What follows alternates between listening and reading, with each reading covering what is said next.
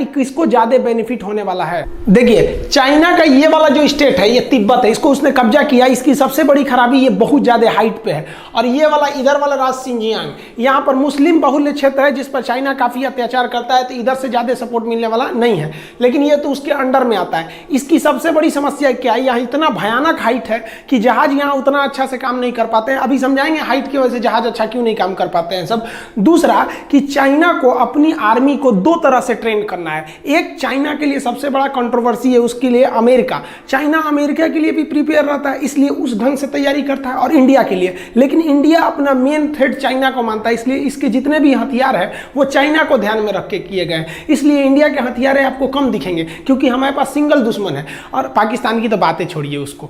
अब चाइना के सामने क्या है, उसको कुछ अमेरिका को काउंटर के लिए हथियार रखने हैं, कुछ इंडिया के लिए। अमेरिका से लड़ना है तो एयरफोर्स नेवी से लड़ोगे, और इंडिया से लड़ना है तो फिर आर्मी से लड़ोगे। तो इसलिए उसकी संख्या ज्यादा दिखती है। ज्यादा इसलिए दिखती है, ज्यादा बवाल पाल के रखा है। अगर हम टोटल एयरक्राफ्ट की बात करें तो इधर हम चाइना का लिखते हैं, इधर इंडिया का लिख रहे हैं। चाइना के पास 3210 एयरक्राफ्ट है, हर तरह के एयरक्राफ्ट को मिला के, जबकि इंडिया के पास 2123 एयरक्राफ्ट है। तो यहाँ एयरक्राफ्ट की संख्या इंडिया के पास कम है और इसके पास ज्यादा है। लेकिन चाइना चाह के भी अपने एयरक्राफ्ट से इंडिया के लिए ज्यादा एक्शन नहीं ले सकता है, जिसके कुछ कारण है। चाइना के पास जो कॉम्बैक्ट एयरक्राफ्ट है, ये चाइना के पास सबसे बड़ा पावरफुल कॉम्बैक्ट एयरक्राफ्ट है, वो 1232 है, जबकि इंडिया के पास देखिएगा तो केवल 538 है। यहाँ चाइना के ये एयरक्राफ्ट पावरफुल भी है, नो डाउट, ये हम भी कहते हैं पावरफुल है। इंडिया के एयरक्राफ्ट भी बहुत तगड़े हैं। इधर जो आप हाल ही में राफेल आया है, ये कॉम्बैक्ट जहाज क्या होते हैं, आमने सामने लड़ाई में काम आते हैं। वो ग्राउंड पे भी हमला कर सकते हैं, सामने भी हमला कर सकते हैं।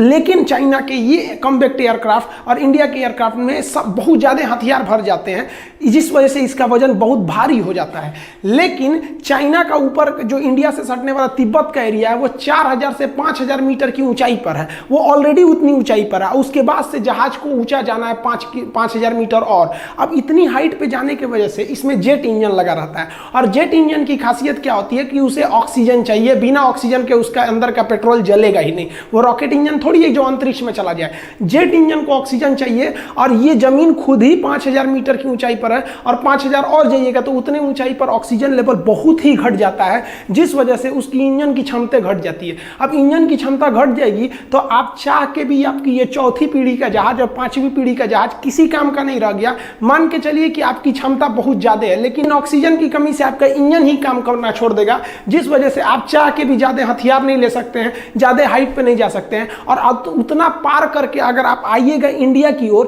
तो एक तो पहले ही आप तो कम लोड उठाए ही थे, रास्ते में भी आपका कुछ फ्यूल खत्म हो गया।